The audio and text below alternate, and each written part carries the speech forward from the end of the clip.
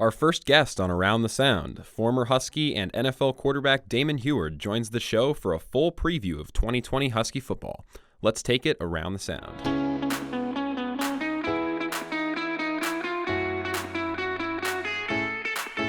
Hello everyone and welcome back to Around the Sound. If you are watching on YouTube, you'll notice this is an audio-only episode. We'll be back to the video on Saturday with the next episode of Around the Sound. But for today, we have a very special episode as, like I said in the opener, we are welcoming our very first guest onto Around the Sound. We'll hop right into the interview in a minute, but before that, I want to make sure all of you are following me on Twitter at @ThePeytonThomas to stay up to date with everything that I'm involved in, and make sure you're following the Instagram for the podcast at Around the Sound Seattle. Don't miss a beat here on Around the Sound. New episodes every Wednesday and Saturday.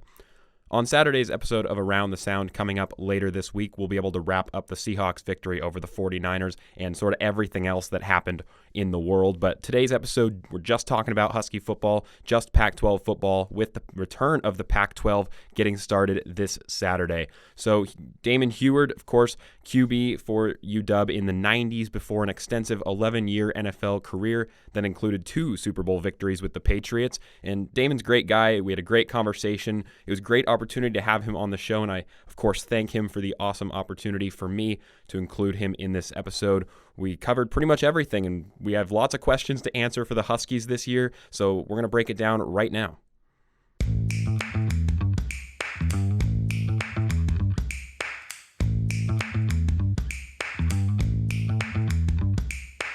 Hello, everyone, and welcome into Around the Sound, episode 15 here. It is my pleasure in this episode to welcome in our very first guest here on Around the Sound. We have a former Husky quarterback who also spent 11 years in the NFL, including 2 Super Bowl victories. He also makes really great wine. I'd like to welcome Damon Huard onto the podcast. Damon, how are you? I'm doing great, man. Thanks for having me on. Appreciate you. For sure. It's great to have you on. Thank you so much for agreeing to being the first guest on the Around the Sound podcast. An accomplishment for me, and it's going to be really fun. I am honored. So we'll preview a little bit of Husky football. Of course, the Pac-12, the last of the Big Five, Power Five conferences to return to playing college football this fall. It was in doubt for a while, to say the least, between the Big Ten and the Pac-12, all of the politics that went around those decision-making processes. We finally got some football confirmed, the Pac-12 confirming a 7-game schedule starting, of course, this weekend, the first weekend of November, or the first real weekend of November. The Huskies play at Cal. Yeah, gosh, it's been a long time coming. I'm so grateful that, the conference leadership, the presidents, the athletic directors, everybody involved in all the decision-making, the doctors, with the rapid testing, that we could get the season underway. And so I know the kids, the coaching staff, everybody is just chomping at the bit to get going here this Saturday in Berkeley against the Golden Bears, a team that's had our number the last couple of years. So it's going to be a great challenge against a team that we certainly have a lot of familiarity with. A lot of their coaches were once Husky coaches: Justin Wilcox, Peter Sermon, Marcus Tuiasosopo, on and on and on. So going to be a great game, but more than anything, just excited to be playing Pac-12 football for sure. Absolutely. The Huskies dropped their last 2 meetings against Cal in the last 2 years, and we'll get to projections later, but I want to talk about first the biggest storyline for the Washington Huskies dating back to December of last year. So head coach Jimmy Lake takes over after Peterson steps down, and this is kind of a turning point for the Husky football program. Obviously, 3 really strong seasons between 2016 and 2018. The Huskies drop off a little bit in 2019. This is a program heading into 2020 in a normal year that would be looking to reinstate their position as one of the best programs in the Pac-12. And so with a coaching change on top of that, it's going to be a real statement year for the Huskies trying to find an identity. Yeah, for sure. I think anytime there's change at the head coaching position, there's always going to be some growth and some tough times and some good times, and just figuring some things out, especially that first year. And poor Jimmy, he's thrown in his first season with the pandemic and COVID and all the uncertainty of whether or not we're going to play or not. And recruiting is such a whirlwind mess right now, and all of it. So none of this has been easy. I guess the saving grace is that everybody else is in the same boat. But, as a first-year head coach, those are some really tough challenges. I think he's done a great job dealing with them. I think Husky fans are going to be excited about the product they're going to see out on the field on Saturday. But there's no doubt this is not a normal year, not a normal transition year. But I think Jimmy, with his energy, he's always got a positive attitude. He's got some awesome swag to him. I think he's met this pandemic challenge head on. And I think more than anything, he's just excited to be playing football here this weekend. So you talk about his energy and his passion for clearly Husky football. I think it's very clear if you watch him in interviews. He was an understudy to Peterson in the great culture, the locker room culture that Peterson had really built in the last few years with the Husky football program. And Jimmy Lake was an expected promotion as soon as it was announced that Peterson was stepping down. I think most people that follow the program expected Jimmy Lake to be the guy that was going to step up and fill those shoes. So do you expect a similar culture to continue to be used in the Husky locker room, or do you think Jimmy Lake's style is slightly differently? How do those coaching styles compare? Yeah, it's a great question, and obviously time will tell. But Jimmy's, he's going to put his own stamp, I think, on this program. But for sure, he'd be the first one to tell you that he learned so much from Coach Peterson and a lot of his philosophies and certainly the way he built the Husky culture.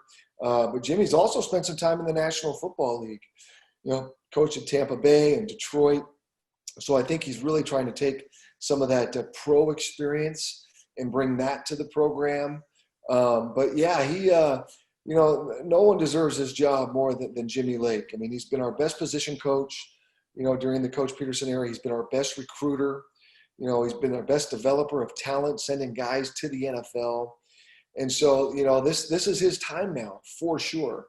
But and I do expect him to do a lot of the neat things that Coach Peterson did, but also to put his own stamp on the Husky football program.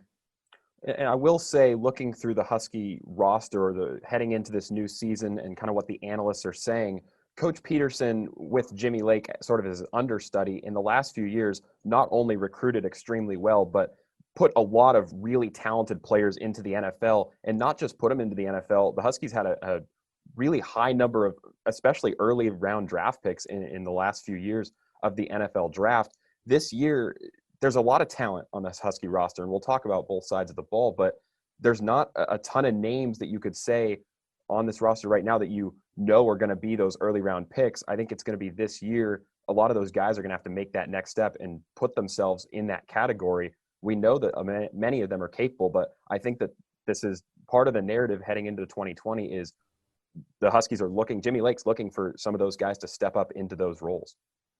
Yeah, no question about it. And I think two of those guys that, had a chance to step up have already decided to move on to the NFL, and Levi Onwuzurike and Joe Tryon. So right away there, in your front seven, you're going to have to replace a couple of big-time players that are going to certainly have opportunities at the next level. How high they're drafted, I couldn't tell you, but I think both those guys will for sure get an opportunity to play on Sundays. With regards to guys, making their names for themselves, I think there is some players on this team that, folks have pretty high expectations for, and as next level guys as well. When you think about Elijah Molden, Jackson Kirkland, is another guy now moving out to left tackle, and maybe Keith Taylor on the outside too, who looks a lot like an NFL corner at 6'3" and 190 pounds.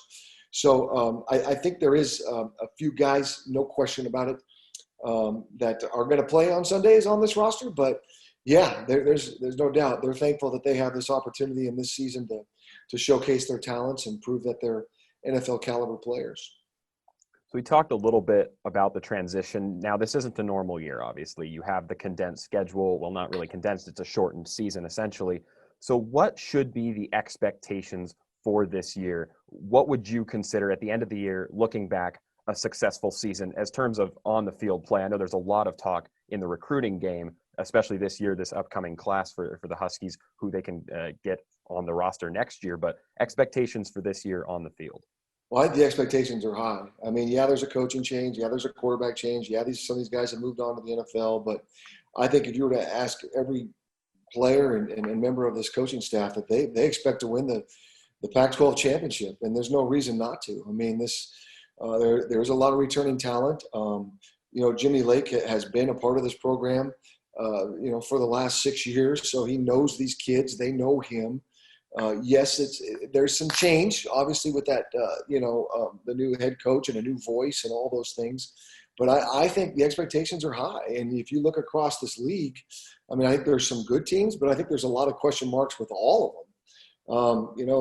I think Oregon is definitely going to be a good football team and a tough challenge to win the Pac-12 North. But, they got to replace all 5 starting offensive linemen. They got to replace a first-round draft pick at quarterback.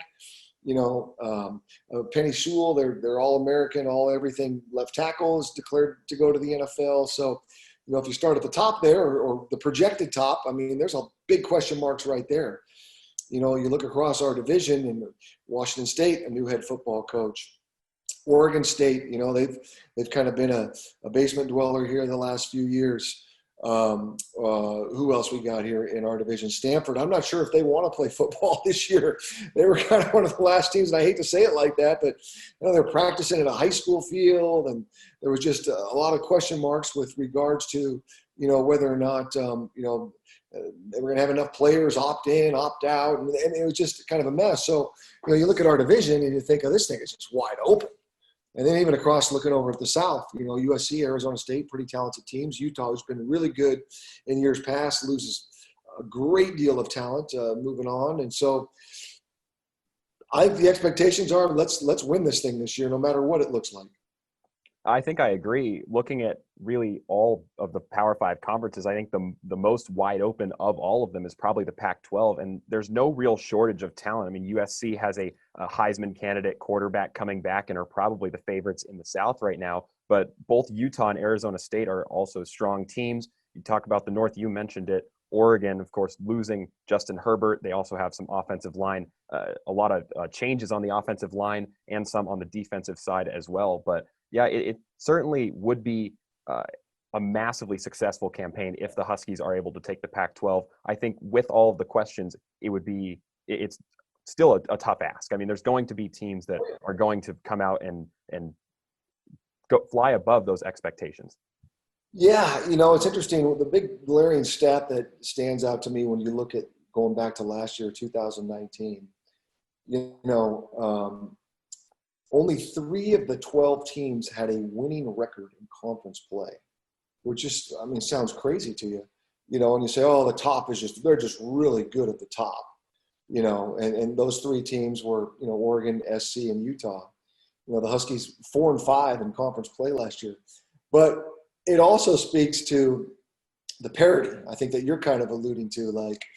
There's no, just bad eggs, horrible teams. I mean, you do got to come out and, bring your A game each and every week, or you will get beat. There's, I say Oregon State was a bottom dweller, but, this is year 3 now with Jonathan Smith. I think, every year we've played those guys, it's like they've gotten a little bit better under his leadership.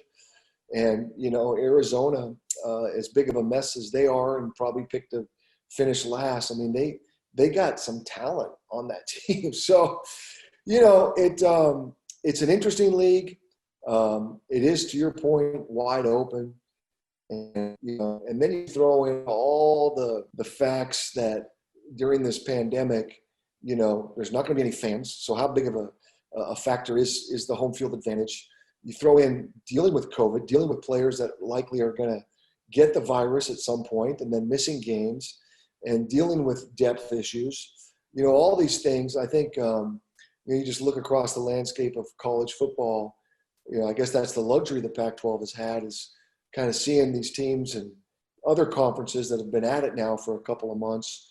What the teams that are winning and doing it right. What's separating them, and studying those things and just finding ways to win. But I'm really fascinated and looking forward to how this thing shapes out and what the Huskies can do here in 2020. So let's move into the quarterback position, which has been one of the biggest question marks heading into at least the first game, if not the roadmap for the entire season. There, you kind of had a 4-horse race at one point at the quarterback position. Jimmy Lake's been pretty quiet. There hasn't been too much given up, too many secrets given up about who's going to start at Cal. I don't know if you know who's going to start at Cal, but what would you expect going forward to see who's going to start? What's it going to look like? What does the quarterback position look like in 2020? Yeah. Well, I have no idea who's going to be under center this weekend to start the game versus the Golden Bears. I know that there certainly is some talent in that room. Most of the guys, not with much experience, but I think, from every indication is that this is going to be an offense that's built around the run game and, getting behind that big offensive line and the stable of running backs that the Huskies have here this year. And, so whoever that guy is, he's got to make good decisions. He's got to be accurate. He's got to know what he's doing. He's got to be a great leader and just, manage the game. And so we shall see who it is. But I love the talent in that room. And certainly I think, the coaches are going to go with the guy they trust the most. And we'll see who that is on Saturday night. The 4 guys in that race being graduate student Kevin Thompson, redshirt sophomore Jacob Sermon, redshirt freshman Dylan Morris, and true freshman Ethan Garbers. Like you said, plenty of talent in that room. So I kind of want to know why Jimmy Lake hasn't really given much up at all about who's going to be the starting quarterback. You kind of tend to hear things like, is there quarterback competition? And when no one is dedicated to be the starter, you have people working harder in practice because they have to earn that spot. Obviously, you fought for plenty of quarterback positions throughout your career. Is there something to that? Do players tend to work harder in practice when they're not given the position, when they have to earn it? Well, I think, it's always about competition. And even in times when, I certainly am older now, can reflect and look back upon my career and some of the quarterback battles that I was a part of, and some of them I didn't understand. Some of them, I was frustrated at times. But at the end of the day, looking back now, all these years later, it's like, it always was that competition that brought the best out in you as a player, as a competitor. Every day in practice, you have to bring your A game.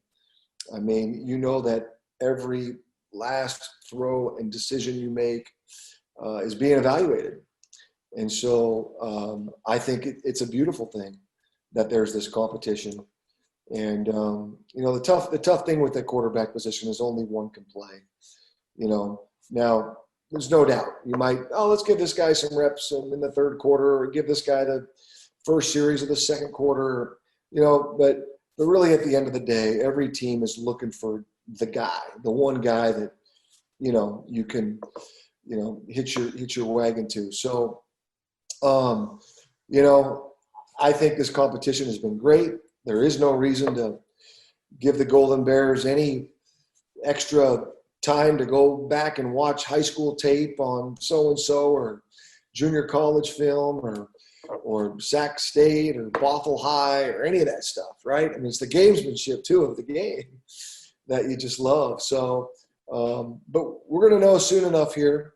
And I think, that guy is definitely going to get the opportunity to be the guy, but I don't know how long that leash will be if things don't go well. So, who's to say that this competition doesn't go into the season, and we'll see. We'll see how it shapes out starting Saturday night.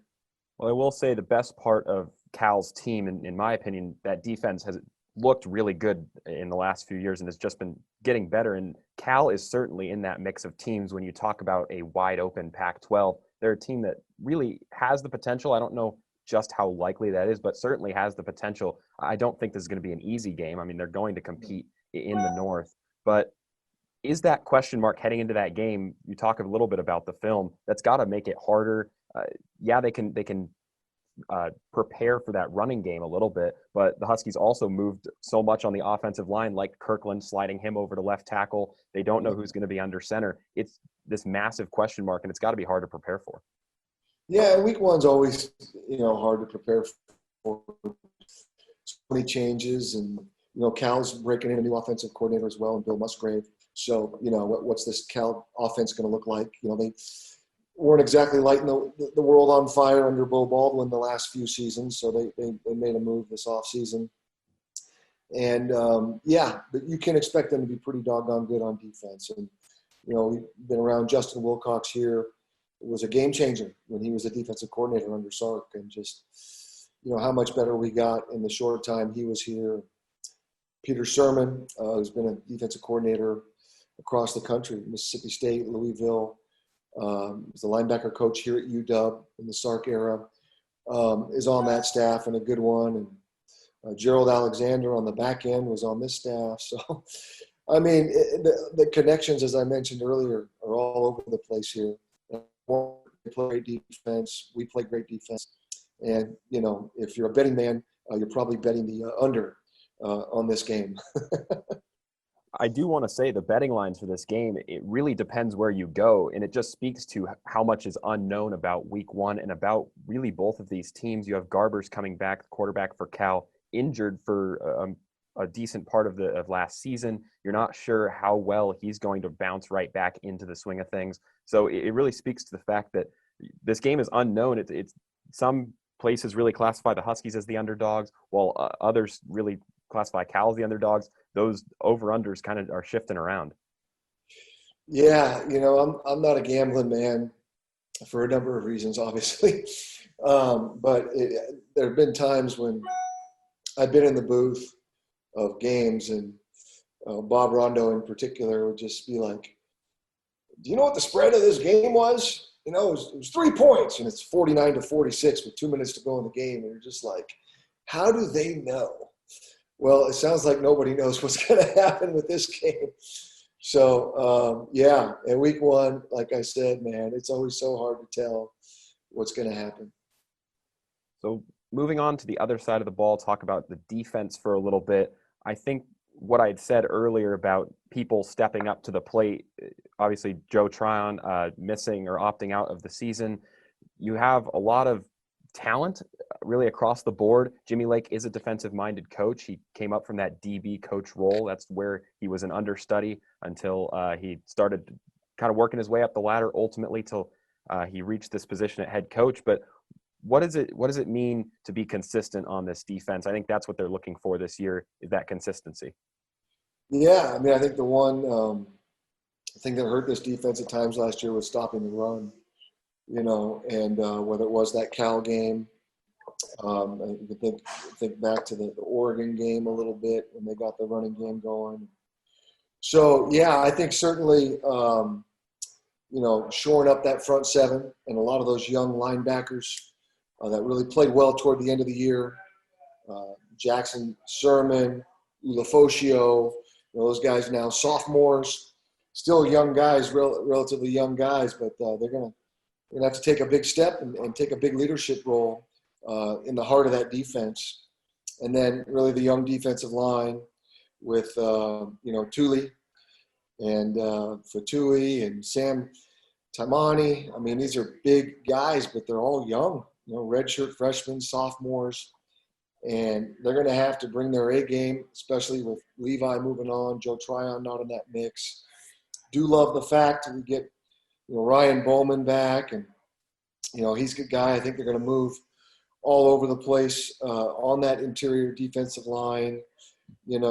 Josiah Bronson is a senior that had some action last year, but a lot of young guys and not a lot of experience.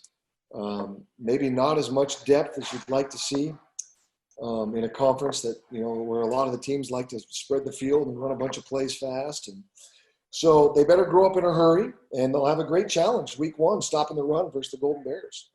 So we can predict week one and kind of the rest of the Huskies season, but I do want to either keep this on the table or throw it off immediately, which could be a long shot question, but do you see any Pac-12 team, not just specifically Washington, having a shot at the college football playoff this year? I would love to say that they have a shot, but if I'm being realistic, I think this season's going to be pretty tough. You've had these conferences, some of them playing almost twice as many games as us, and for us to not have any of our non-conference games, I think that were so important to show the country and prove your mettle and show us how good we were stacked up against a Michigan. I think those things are important. If we have an undefeated team that just absolutely annihilates, everybody along the way, maybe that'll get their attention. But I just think the lack of games and the lack of the ability to showcase what we can do on a national level, probably going to be tough to get us into the dance this year. I do hope, I'll just add this, that, the SEC, I don't want to say that they're playing 10 kind of conference games. The ACC, I think something very similar. I think fans love that and want to see that. And I know, scheduling, 1AA schools and some of the pre-games, and the coaches love that. And those other schools love the money and the check. But I think for the long-term health of college football and this great game that we all love, I think we need to play more conference games and a couple of great non-conference games. And the way that we will get these schools and administrators, I think, to jump all over this is if we do indeed extend the 4 CFP teams to 6 or 8 and let all the group of 5 conference champions get an automatic bid into the playoffs. You do that, teams will not be afraid to schedule the Michigans, the Ohio State, the Miamis, and as fans, we love that. The players, the kids, they love that. Those legacy opportunities, that you get during those games and those moments, they last forever. When you win the big game, you're not supposed to, and it just for the health of college football, we got to get that right here in the near future, and I really hope we do. I absolutely agree. I've been one of sort of the loudest voices within the people that I talk to within my inner circle for college football about extending the playoff. I was ecstatic when they finally extended the playoff to 4, but I agree. If you extend it to 8, maybe you can let in an undefeated UCF team from 2 or 3 years ago, that team that beat Auburn in the bowl game that really looked like one of the most elite teams in the country that year. When you extend it to 8, you also will always guarantee the Pac-12 winner into the playoff to sort of test their might against the SEC and ACC's best. Especially last year, the national media, whether you want to deem it fairly or unfairly, knocked Oregon all the way down, even despite all of their success late on in the year because of those non-conference games. Sure. There's no question. And maybe they don't do it because they love all the controversy and talk and noise that comes with these conversations. But I mean, let's just get it right. And then I just think the regular season would just be, so much more fun, and teams wouldn't worry about those non-conference games per se. So Pac-12 team in this current 4 team bracket for the college football playoff this year seems like a little bit of a long shot. But within the Pac-12, I know you talked a little bit about that it's wide open. I'm going to kind of put you on the spot here. If you have to make a projection this year, who's going to win the North and the South and ultimately the Pac-12 as a whole, are you going to pick your Huskies or are you going to go with somebody else? Oh, man. Of course I'm going to pick my Huskies. I'm a hometown all the way, Homer. So like I said, I just think this defense is going to be outstanding. I think our conference with so much change this year, I think we, even though Jimmy Lake is a new head coach, he's been here, he's been a part of this program. He knows his kids. Everybody knows him. So I think the Dogs have a great chance to win the Pac-12 North, and I wouldn't be surprised by any stretch if they do so. As far as the South, I'll probably go with everybody's pick and go with USC. Although they do got to figure out how to play better defense. I thought they were kind of embarrassed in the Holiday Bowl last year versus Iowa. For sure, they had a great record in conference and won some great games and found a great young quarterback. But if they figure out how to play a little bit of defense with their potent offensive attack, I think that they likely will win the South. But I think Arizona State could give them a good run for their money, and we'll see who eats the most Wheaties and Cheerios next Saturday morning at 9 a.m. Because that'd be a tough game to come out the gate and first game of the year and bright and early, and that could determine the Pac-12 South champion. Well, a lot of talent and a lot of questions to answer. If the Huskies do go on to at least win the North, if not the whole Pac-12, that Oregon game, the Huskies will, of course, have to get past Cal the opening weekend. Then they have the majority of their schedule up until at Oregon on the final day of the scheduled Pac-12 currently. That would be one heck of a game against Oregon on the final day. Yeah, it's always a heck of a game versus Oregon. I guess, just the rivalry and, the success the Ducks have had against us in the last decade, real tough pill to swallow for Husky fans. And so there's no doubt about it that game is, you want to focus on the present, but everybody knows that last game on the schedule for sure. All right, Damon. Well, we have a wide open Pac-12, all the action getting started, of course, this Saturday. The Huskies opening their season at Cal. It's going to be a big game, going to be really fun to watch. And, of course, it's going to be really fun to watch the ensuing season. And the Pac-12 gets to contribute to college football and all of the festivities on Saturdays like a normal year. Yeah, Peyton, here we go, bud. It's going to be a bunch of fun, man. I just want to thank you for letting me be your first guest on Around the Sound. It's an awesome podcast, great interview. And let's just all be grateful that Husky football is back and going again. And how exciting for all of us to get the ball rolling here and see what happens here in 2020. It hasn't been the best of years, but if the Dogs get this done, that'd be a nice cherry on top. All right, Damon. Hopefully we can have you on the podcast here on Around the Sound at some point again in the future, talk about more Husky football. Appreciate it. You got it, Peyton.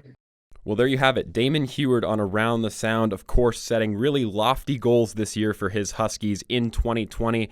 Should be really fun to watch. Should be really interesting. 2020 is so weird with all of the question marks. You have the coaching changes. You have the opt-outs. It's really, really going to be a wide open conference. And I think that this Washington Huskies team could be 3-3. I think they could be 7-0 and win the Pac-12. So it should be really fascinating to watch. I would expect a lot of really tight, close, fun games. There's plenty of talent this year throughout the Pac-12. So like we talked about, all of the action starts this Saturday night. Well, all of the action for the Huskies starts this Saturday night in Cal against the Golden Bears. Like I said at the beginning of the episode, on Saturday's episode of Around the Sound, we'll be wrapping up the Seahawks victory against the 49ers, previewing the Buffalo game, and talking about some other stuff too. So make sure you stay tuned to Around the Sound. Don't miss a beat, and we'll see you guys on Saturday. Stay safe, and thanks for listening.